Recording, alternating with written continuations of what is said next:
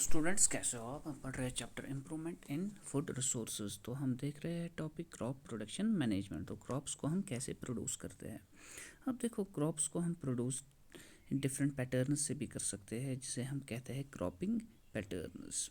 तो different ways of growing crops can be used to give maximum benefit. अब हम ये क्यों इस्तेमाल करते हैं ये क्रॉपिंग पैटर्न्स?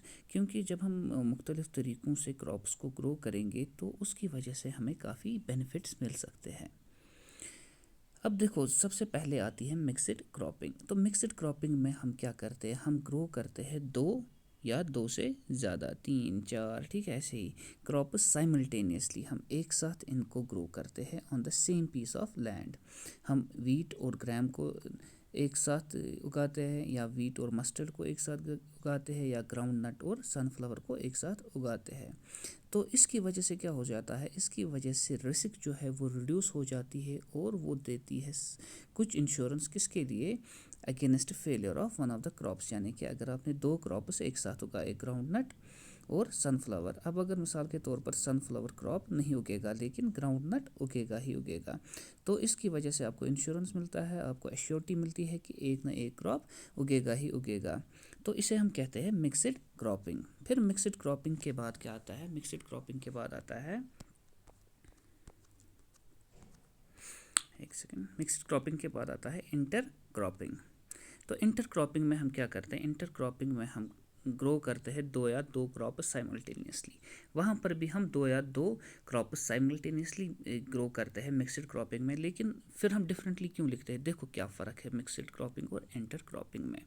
तो इसमें हम सेम फील्ड में ये भी करते हैं ग्रो, लेकिन एक डेफिनेट पैटर्न होता है।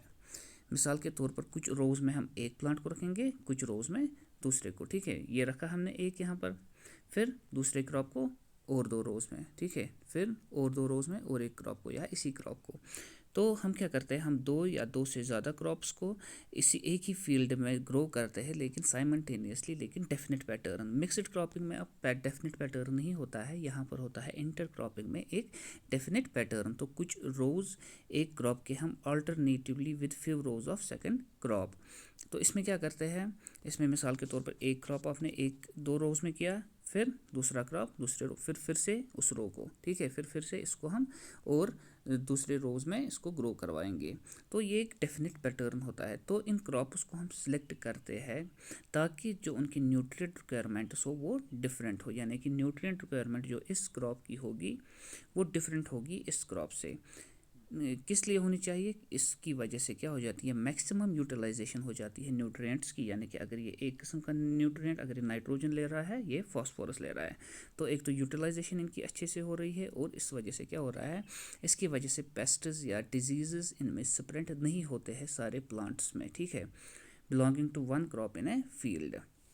तो इस वजह से इनमें ना तो डिजीज़ होती है, ना पेस्ट्स अटैक करते हैं, तो इसमें हमें ये बेनिफिट्स भी मिल जाते हैं।